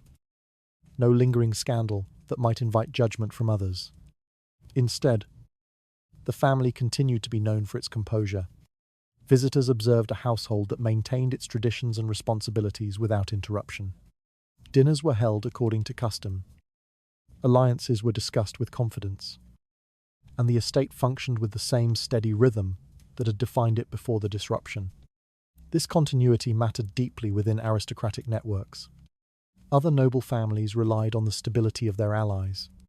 If one household appeared unstable, it could raise concerns about shared agreements, marriages between families, or future cooperation in political matters. Because the earlier conflict never grew into a public scandal, those alliances remained secure. Important families continued to visit the estate without hesitation. Conversations about land, diplomacy, and inheritance proceeded as they always had. What might have caused doubt instead faded into quiet memory. Political relationships, therefore, remained intact. The household's ability to maintain these connections reflected the effectiveness of the wife's restrained approach. By resolving the situation without open confrontation, she protected not only the internal balance of the family, but also the wider network of alliances that supported it. Over time, this quiet success shaped how others viewed her role within the household. Aristocratic society often recognized authority through subtle signs rather than official titles. Observers noticed who maintained order, who guided conversations during gatherings, and who ensured that the household's reputation remained steady. In this case, the wife's influence gradually became clear. She had not issued commands or staged dramatic confrontations. Instead, she had guided the household through patience and discipline. By allowing events to unfold calmly, she prevented the situation from turning into a lasting scandal. Many guests quietly understood this achievement. They recognized that restoring stability in such circumstances required more than simple authority. It required careful judgment, the ability to anticipate how others might react, and the restraint to avoid actions that would create greater problems. The wife's composure, therefore, became part of her reputation. Within conversations among visiting families, she began to be regarded as a steady presence within the household. Her calm behavior suggested reliability, and reliability was highly valued in aristocratic society. Such reputations often carried influence beyond the household itself. When families discussed potential alliances or marriages, they considered not only wealth and land, but also the character of the individuals involved. A household, guided by disciplined leadership, appeared more trustworthy than one frequently surrounded by gossip. Through this quiet process, the wife gradually became a central pillar of the family's stability. Her authority did not rely on loud declarations. Instead, it rested on the confidence that others placed in her ability to maintain order when circumstances became uncertain. This form of influence often remained invisible to those outside noble circles. Observers who looked only for dramatic victories might overlook the significance of what had happened. Yet, within the careful world of aristocratic politics, Subtle control could shape outcomes far more effectively than open confrontation. The household now stood as an example of that principle. The earlier disruption had disappeared without damaging the family's honor. Alliances remained intact, and the estate continued its role within the network of noble families that defined the region. Such results represented a lasting legacy, not a story of triumph or revenge, but a demonstration of how discipline and restraint could preserve stability even when emotions once threatened to disrupt it. The wife's influence, therefore, remained present long after the immediate situation had ended. Her quiet leadership ensured that the household continued forward without the scars of scandal. In aristocratic life, that kind of control often mattered more than any visible victory. The household's reputation remained intact, and the alliances surrounding it continued without disruption. Observers gradually recognized the quiet authority that had guided the family back to stability. Over time, the court would understand that the greatest power within the household had never needed to announce itself. Power within aristocratic society rarely looked the way stories liked to describe it. Many imagined power as something loud and unmistakable. They imagined kings issuing commands, armies marching across fields, or rival families destroying one another in open struggle. Yet within noble households, real authority often appeared in far quieter forms. The events that had unfolded within this family were not recorded as battles. No one wrote about them as victories or defeats. Instead, they existed as a series of calm adjustments that gradually returned the household to its natural balance. At the center of this quiet transformation stood the wife. She did not raise her voice in the great hall. She did not accuse the mistress before witnesses, or demand that the court take her side. Such actions might have satisfied emotion for a moment, but they would have left scars that lasted for years. Instead, she chose patience. Patience allowed her to observe the rhythms of the court and understand how influence truly moved through it. In an aristocratic society, authority did not depend solely on titles or rank. It depended on reputation, stability, and the ability to guide events without attracting unnecessary attention. The wife understood that appearances shaped belief. If the household appeared stable, others would treat it as stable. If the family seemed united, alliances would remain strong. And if the conflict disappeared quietly enough, the court would soon stop speaking about it at all. This understanding shaped every step she took. Rather than confronting the mistress directly, she allowed the court itself to begin turning away. Invitations slowly changed. Social gatherings returned to their earlier patterns. The attention that once surrounded the mistress faded as the household resumed its ordinary life. To outside observers, it might have seemed that nothing remarkable had happened. Yet the absence of chaos was itself the result of careful discipline. The husband returned to his responsibilities. The children continued their education. Guests visited the estate with the same confidence they had shown years earlier. The household remained intact. Such an outcome revealed something important about the nature of influence in aristocratic society. Power did not always need a crown. Many individuals throughout history possessed formal titles but could not guide events with wisdom. Others, like the wife in this household, exercised influence through patience and judgment rather than official authority. This difference often determined whether a family survived moments of uncertainty. A crown might command obedience, but quiet leadership inspired confidence. When the wife restored stability without creating scandal, she strengthened the trust that allies placed in the household. That trust became the true measure of her power. Equally important was the absence of open conflict. History often celebrates dramatic victories. Battles are remembered because they create clear stories with visible winners and losers. Yet many of the most important victories in human life occur without violence. The restoration of order within a household was one such victory. No armies marched through the estate. No proclamations declared triumph. Instead, the court gradually realized that the earlier tension had disappeared. The mistress had moved on to another life. The family's alliances remained intact, and the household continued forward without the weight of scandal. This outcome reflected the final lesson of the story. Victory does not always require war. In many situations, patience proves stronger than confrontation. By refusing to humiliate the mistress or provoke public conflict, the wife ensured that the situation resolved itself without damaging the family's reputation. Her success, therefore, remained almost invisible. Visitors to the estate saw only the calm order that now defined the household. They could not easily see the discipline required to guide events toward this outcome. Yet those who understood courtly life recognized the significance of what had happened. They saw that the household had passed through a moment of uncertainty without losing its balance. They saw that alliances remained secure and that the next generation would inherit a stable name.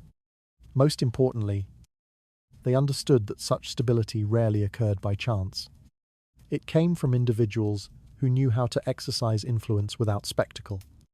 This quiet form of authority has appeared throughout history. In royal courts, noble families, and even ordinary households. The people who maintain harmony often work without recognition. Their strength lies not in commanding attention, but in guiding events patiently until balance returns. The wife in this story embodied that principle. She never declared victory. She simply ensured that the household continued to function as it always had. Over time, the court accepted this restored order as something natural.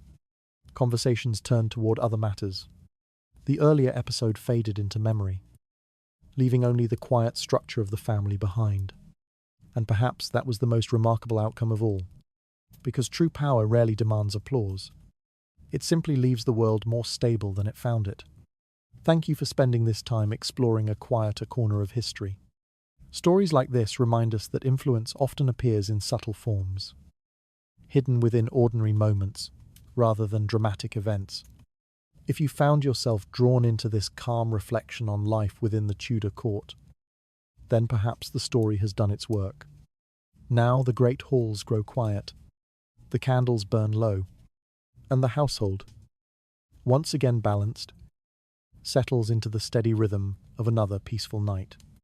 So, wherever you are listening from, allow the silence of those old stone corridors to linger for a moment longer.